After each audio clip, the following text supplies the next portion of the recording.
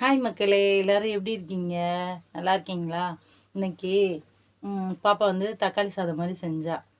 லைட்டாக அதில் கொஞ்சம் பிரியாணி பவுடர்லாம் போட்டு நல்லா இருந்துச்சுங்க. டேஸ்ட்டு பார்த்தோம். இன்னும் நாங்கள் சாப்பிடல, இனிமேல் தான் சாப்பிடணும். இப்போ தான் விறகு வெட்டிட்டு வந்தாங்க. பாப்பா சாப்பிட்டுட்டு காலேஜ் போயிடுச்சு. பையன் ஹாஸ்டலில் இருக்காங்க. நாங்கள் கொஞ்சமாகவே செஞ்சுக்கிறது. நிறையா செஞ்சால் வேஸ்ட்டாக போயிடுன்னு கொஞ்சமாக செஞ்சுக்கிறது. அப்போ விறகு வெட்டிட்டு வெளியில் வந்து உட்காந்துருக்காங்க. அவங்களுக்கு காஃபியை போட்டு கொடுத்துட்டு இப்போங்கடாச்சு அடுத்த வேலையை பார்க்கணும். ஒரு வேலையாக லைட்டாக சுட்டால் போதும். ஆல்ரெடி நான் முறையே சூடு பண்ணி வச்சுட்டு இதெல்லாம் க்ளீன் பண்ணி வச்சுட்டேன்.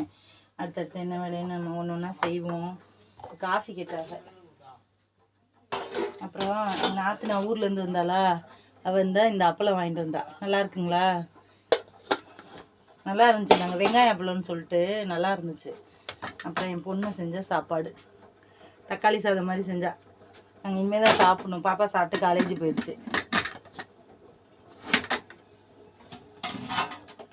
ஒவ்வொரு நாளும் நம்ம குடும்பத்துக்கு என்ன தேவை என்ன தேவையில்லை அதெல்லாம் வந்து நம்ம யோசிக்கணும். பெண்களாக பிறந்துட்டோம், நம்ம குழந்தைங்களை எப்படி வளர்க்கணும், இருக்கிறத வச்சு எப்படி அழகாக வாழணும் அப்படின்னு யோசிக்கணும். எங்களுக்கு இருக்க இடம் இல்லை தான், சின்னோண்டு வீடு தான். ஆனால் இதுக்குள்ளே எவ்வளோ சந்தோஷம் இருக்குன்றது எனக்குள்ளே தான் இருக்குது. அப்போ தான் நான் முடிவு எடுத்தால் தான் என் குடும்பம் வந்து எனக்கு பிடிச்ச மாதிரி அவங்களும் மாறிக்குவாங்க அப்படின்னு நானாக தான் எல்லாமே செய்வேன். வாங்க எல்லோரும் காஃபி குடிக்கலாம். அவங்களுக்கு காஃபியை கொடுத்துட்டு அடுத்து நான் கொஞ்சம் குடிச்சிட்டு இந்த பாத்திரம்லாம் ஒதுக்கி வச்சுருக்கேன். எல்லாத்தையும் அள்ளி போட்டு விளக்கி கழுவிட்டு அடுத்தடுத்து என்ன வேலைன்னு பார்க்கணும். மாடு அவுத்துட்டு போயிட்டாங்க. நீ கட்டுத்துறையெல்லாம் கூட்டி எல்லா வேலையும் பார்க்கணும். சாயந்தரம் 3 மணிக்கு பால்கார் வந்து பால் பீச்சணும். ஓகே மக்களே, எல்லோரும் ஆதரவு கொடுங்க.